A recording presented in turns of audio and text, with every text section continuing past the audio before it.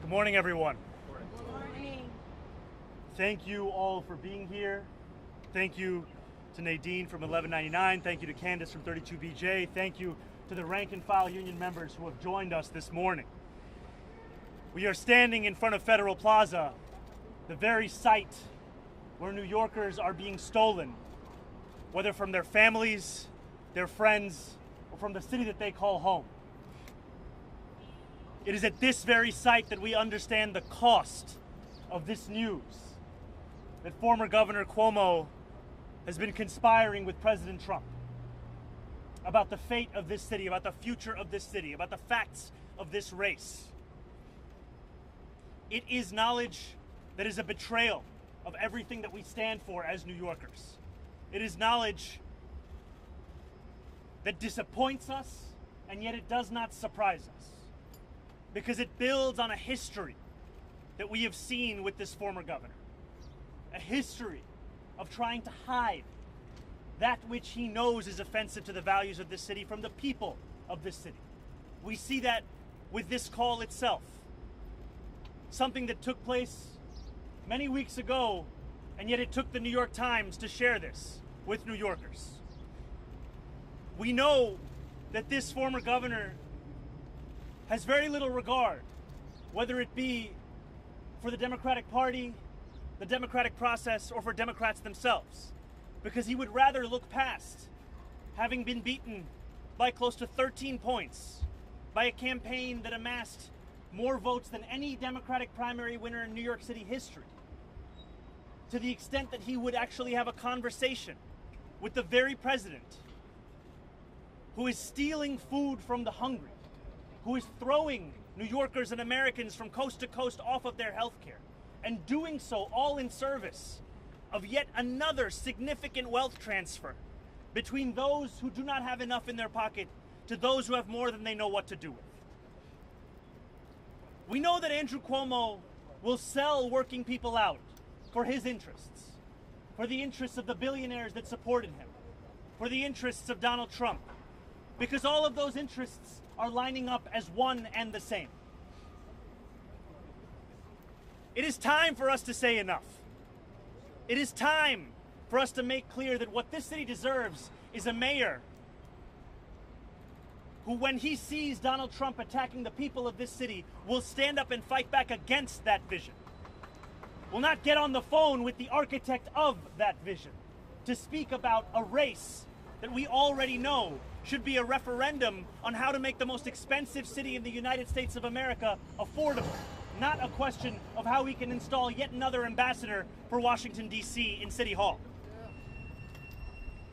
I am surrounded by New Yorkers for whom this cost is lived every single day, for whom this question and this decision to get on the phone with Donald Trump has a significant and tangible impact on their lives and the lives of those that they serve.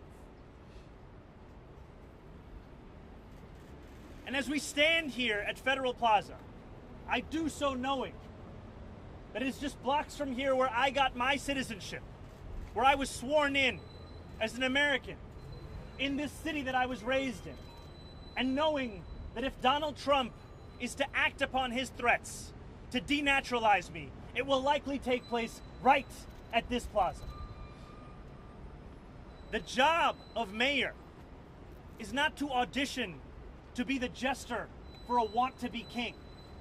It is to be the person that stands up for the values of this city, for the fabric of this city, and for the people of this city.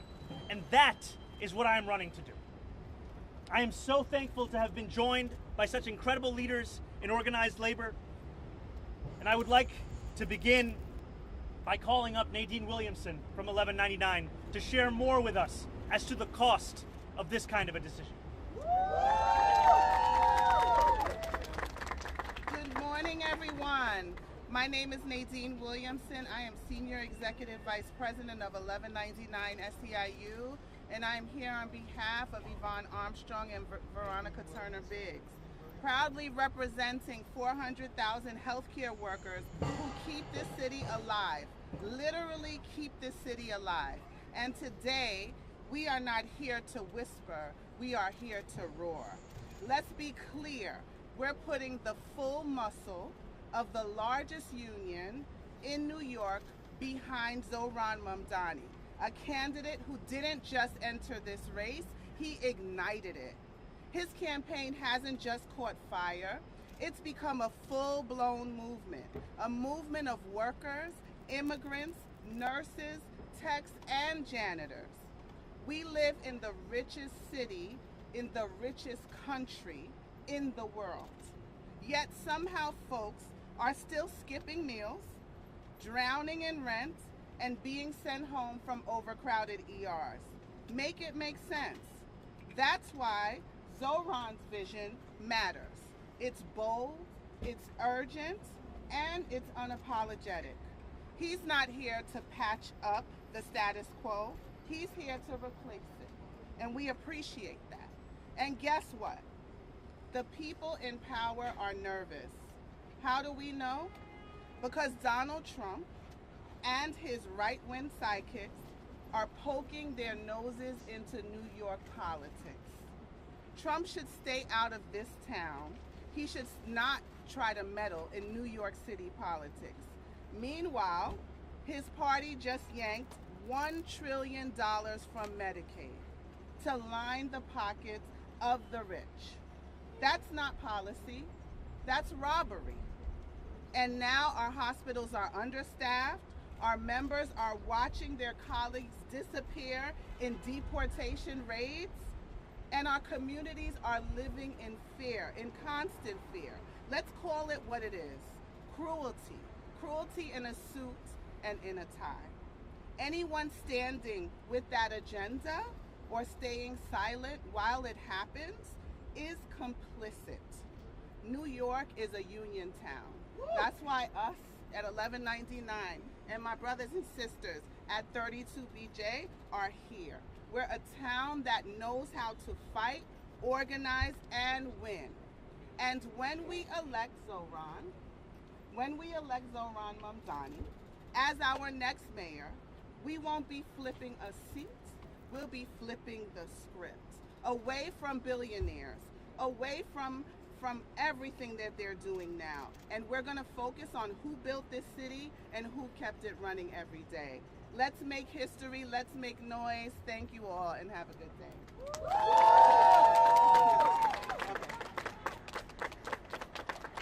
Thank you so much. Can we hear for 1199 and Nadine? Before we move to our next speaker, I also want to recognize NYSNA, the incredible members that we have here, from so many of the nurses that keep New Yorkers safe and alive every single day. And with that, I'm going to pass it over to a dear friend and a leader in our labor movement, Candace from 32BJ. 32BJ! 32BJ! 32BJ! Good afternoon, everyone. I'm Candace Tall, Executive Vice President and Political Director of 32BJ. 32BJ! We are the labor union that represents 90,000 building service workers in New York and 185,000 along the East Coast. That includes security officers who guard our lobbies, cleaners, door people, supers, school custodians, airport workers. Workers who are on the front lines of the affordability crisis facing our city. We're here today because this moment is unique. Our city is under attack by a federal administration and Donald Trump that is unqualified to know what New York City needs. They don't know what's best for our city. A federal administration that gives tax breaks to billionaires, that cuts our healthcare funding, attacks our retirement, rescinds funding for our institutions, and is trying to strip 32BJ workers of the right to exist in this country. An administration that wants to roll back our country's hard-fought-for worker rights protections. Trump is undermining our nation's democracy. We won't let that happen here in New York City. We have sued this administration and have continued to take to the streets to advance a politics that puts actual families and working people first. We know Trump doesn't give a damn about working people or people of color in New York City. For decades, 32BJ has fought for the city that families can afford. Zohran Mamdani has united and inspired New Yorkers around a positive, optimistic vision for a truly affordable New York City. He is ready and equipped to fight for a city and has made clear that he is ready to stand up against Donald Trump. We thank Zohran for all of his efforts. We support him 100%, and we thank you for convening this effort to show that New York City is not for sale, and we are united against Trump's administration. And we know when we fight, we win. When we fight, we win. When we fight, we win. And now we're going to turn it over to the guy that's going to win because he's a fighter. Thank you. We're going to take on-topic questions, so we'll start with Nick Fandos. Okay, I've got a two-parter here. What do you think Trump could actually do in this race that would help Andrew Cuomo or another candidate? Has he necessarily made up his mind? Like, in a city where only 30% of people voted for him, what could he possibly do? And secondarily, if he were to call you, would you take the call? I don't know, and has he called you? I should ask that. Donald Trump has not called me. I've said that my approach to Washington will not be a reflexive one. It is one that will be in opposition to Donald Trump's administration when it comes for New Yorkers, when it comes at the expense of the welfare of the people that I'm seeking to serve. If the president and the administration is looking to work for the benefit of New Yorkers, which is what he spent so much of his campaign speaking about, that is a different conversation. If he wants to actually act upon the cheaper groceries that he told us he would deliver, that is a different conversation. But what threatens the president so much about my campaign, our movement, is the fact that it showcases the way in which he's betrayed the very people that we are seeking to serve. He ran a campaign about affordability. He ran a campaign about cost of living. And those same New Yorkers, those same Americans, do not find the necessity of their life any more in reach than they were before the presidential election. And our commitment, it is in contrast to his because it's sincere. It's one that we will actually deliver on. If he called, would you pick up and talk with him? I assume you might share that message, but would it be an obvious, I'll have a conversation or no? I will tell Donald Trump the same thing I'm telling you right now. That's what marks me different than Andrew Cuomo. Whatever I say on a sidewalk, I say in a press conference, I say in a boardroom. It's the same agenda, it's fighting for the same people, and I will make that case to everyone. What I will not do, however, is pick up the phone to call Donald Trump to ask how we could work together to defeat the will of Democrats across this city. That's what Andrew Cuomo did. Sorry, yeah. Gloria, right here. What would you say to Andrew Cuomo and his team who say that the president would cut through you like a hot butter knife? He said this during the debate. Or more specifically, that he's the one that has the experience and that your election would ultimately hurt Democrats across the nation. How would you respond to that criticism and their comments that they're apparently the only ones who can stand up against Trump? My administration would be Donald Trump's worst nightmare. And you don't need to take me at my word or take Andrew Cuomo at his. You need to only look at the actions of the Trump administration since I won the Democratic primary. How else can you describe a president who has proposed denaturalizing the Democratic nominee of New York City? How else can you describe a president who has sought to entertain suggestions of deporting me, of arresting me, of taking control of the city over the will of New Yorkers? Those are the actions of a president who is afraid of the fact that I will actually deliver in a manner where he is simply betrayed. That is what we have to look at to understand that our campaign represents our city's best chance at not only fighting back against authoritarianism, but understanding that democracy is also under attack from within. We need only look at the example of the greatest mayor in New York City history, Fiorello LaGuardia, who said, "One cannot preach the virtues of self-governance and liberty to a starving people." In order for us to defeat this authoritarian movement, we also have to showcase the ability for our democracy, our city government, to meet the needs of a population of whom 1 in 4 are in poverty in the wealthiest city in the wealthiest country in the history of the world. Yeah, Bloomberg. Laura. Hi, sorry. Just to piggyback off Gloria's question, what do you say to people who maybe don't have a candidate in the race yet, who are nevertheless worried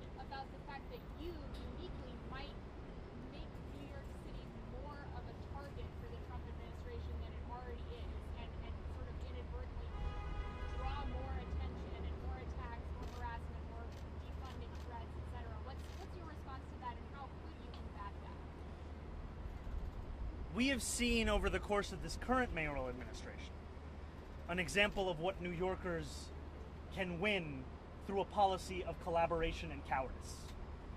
And the examples we've seen are the stealing of more than $80 million from the city's bank account, are threats and realities of lawsuits against this city, and the passage of legislation that will throw more than 1 million New Yorkers by last estimate off of their health care, that will steal food from hungry New Yorkers across the 5 boroughs, that will seek to make an example of that which makes so many of us proud to be New Yorkers. And we know that the most effective way to take on Donald Trump is not through that cowardice, is not through that collaboration, it is through courage and conviction. We can see that in examples across the country and across the world. We need only follow that lead and showcase the ability for us to stand up for the very things that we say that we believe in. And that's what our campaign will show. Josie? Hey, how are you? I'm wondering if you think we saw Mayor Adams' seemingly his approval rating tank as he cozied up to Trump. I'm wondering if you think this is good news for your campaign, that seemingly there's potential for collaboration with Cuomo as well. I have thought of this much more through the context of what this means for our city, frankly, than what this means for our chances. We have been confident ever since we won a Democratic primary by close to 13 points, after having been outspent by so many of the very billionaires that supported Donald Trump's return to the White House, all to advance Andrew Cuomo's mayoral campaign. What we are seeing in this moment is an attempt to bring us back to the politics of the past, a politics that, as you've noted, New Yorkers have rejected time and again. New Yorkers do not want a mayor who is working in tandem with the president to subvert the will of the people of this city.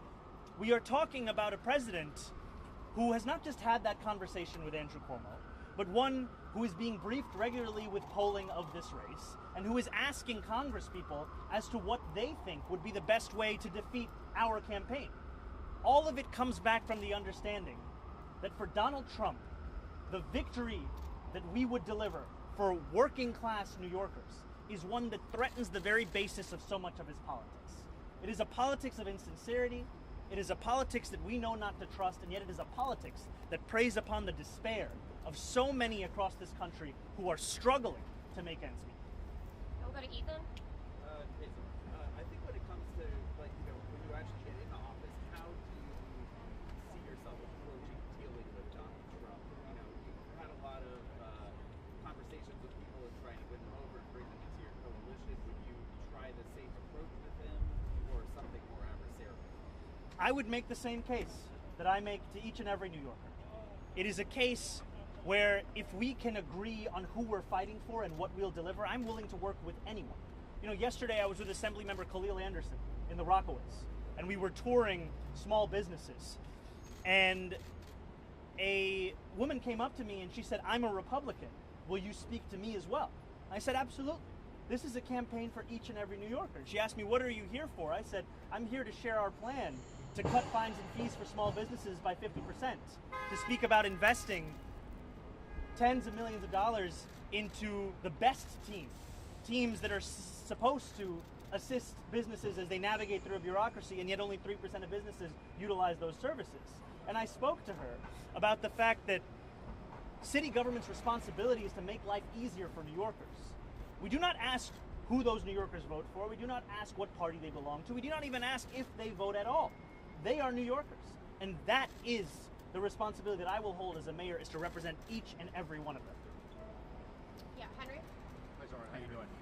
With this news, do you need to say to Leader Jeffries, Leader Schumer, Governor Hochul, time to get off the sideline and support me, and to put a button on something, because staff for Governor Hochul and President Trump himself denied this report that they spoke about this campaign?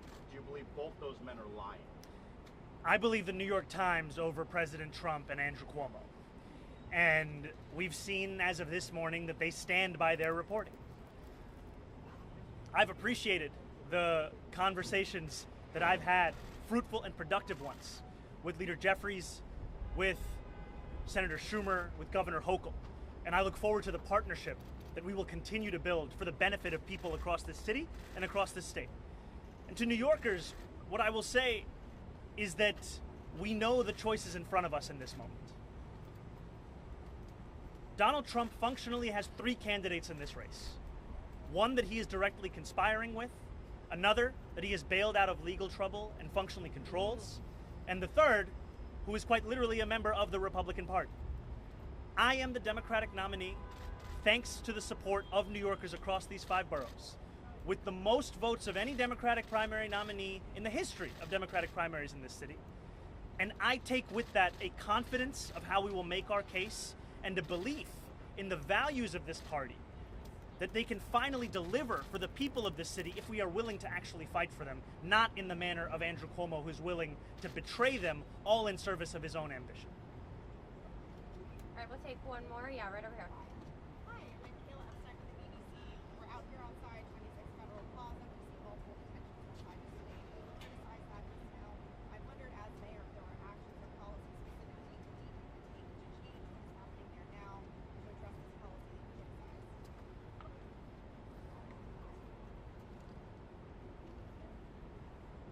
We are standing at the site where New Yorkers have come for regular routine check-ins, thinking it just another that they have to go through, not knowing that they will not see their family again. New Yorkers who have been dragged, disappeared, and detained hundreds of miles away from the city that they call home. And there is a responsibility that we hold as leaders to make it clear that this is an attack on the entire fabric of this city, and also a political and technical responsibility to do all that which is in our power to stand up for those same groups. I have spoken about my commitment to hire 200 additional lawyers to ensure that the law department is at the same staffing levels it was at pre-pandemic, to create pay parity for those lawyers across city agencies so that no longer do we face the same retention crisis, to build upon the steps we're taking to provide legal representation for New Yorkers in deportation proceedings, because we know that by the mere act of providing legal representation, that New Yorkers' chance of going home to their family increases 11-fold. And by my defense, a defense that I will stand by, of our sanctuary city policies. Policies which have kept this city safe for decades. Policies that have been defended by Republicans and Democrats alike. And yet the same policies which we are willing to sacrifice at the altar of Donald Trump, all in the name of giving away everything that we are proud of, in the hopes that this president does not look back at the city that he has made a focus of his administration, whether the first or the second. Thank you guys so much. Thank you so Show much. me what democracy looks like. This is what democracy looks like. Show me what democracy looks like. This is what democracy looks like. Show me what democracy looks like. This is what democracy looks like. When we fight, We win. When we fight, We win. When